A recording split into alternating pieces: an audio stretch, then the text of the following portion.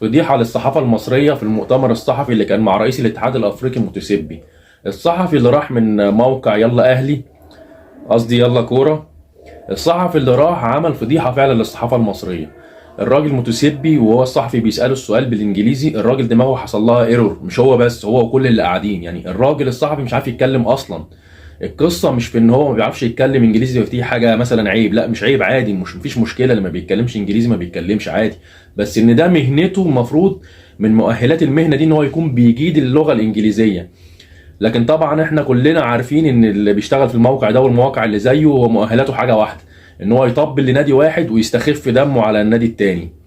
تعالوا كده شوفوا واتفرجوا كده. Whatever language you want to speak.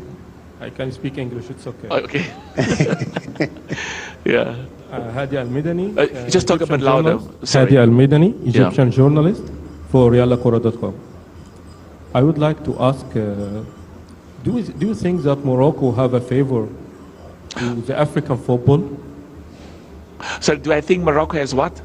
Having a favor to the African football that we should. ايوه يا جدع منز، الله يخرب عقلك يا جدع. والله منز، وانا اقول يا رب ده انجليزي ليه يا مرسي؟ هل هناك دليل للمغرب على الكرة الأفريقية؟ منز دي انجليزي؟ لا.